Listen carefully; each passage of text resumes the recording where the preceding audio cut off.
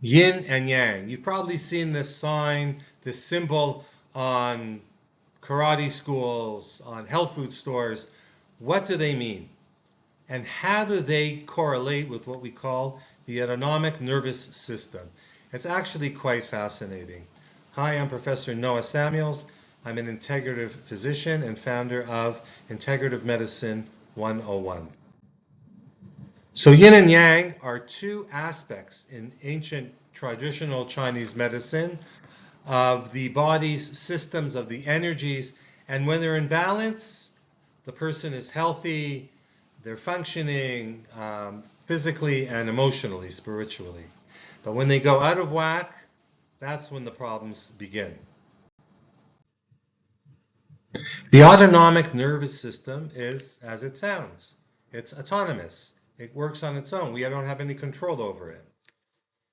The first part of this nervous system is the parasympathetic nervous system, and that is our everyday, how the body works and functions, our maintenance, our state of relaxation, and it very, very much correlates with what we call the yin, which is the black part of this symbol. And notice that in the yin, there's a little bit of yang, a little bit of the white, which is the yang. The other aspect of our autonomic nervous system is the sympathetic nervous system. And that's when we feel threatened. It could be a real threat. It could be a perceived threat. We react. We're stressed. What we call fight or flight. And this very much correlates with what we call the yang aspect in traditional Chinese medicine. Let's try and understand it a little bit better using the body's organs. Okay, the way the physiology of the body, parasympathetic, sympathetic, yin, yang. So let's see what happens in the parasympathetic, relaxed state, maintenance. We see the eyes, the pupils are narrow, the heart is beating slowly, the airways are narrow, we don't need to breathe a lot.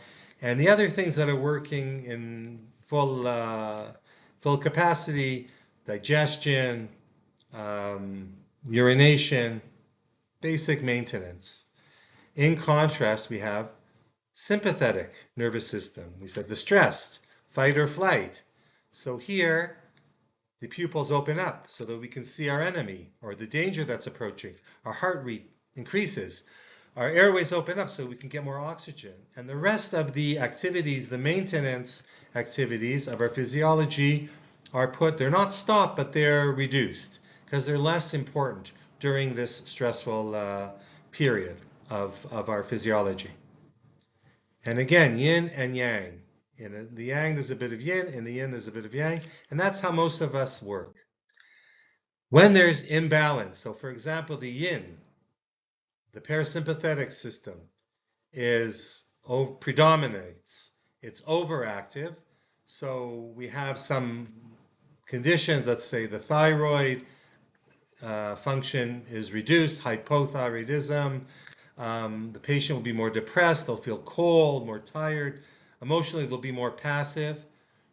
When the sympathetic system is hyperactive, is more predominant, the patient's more stressed.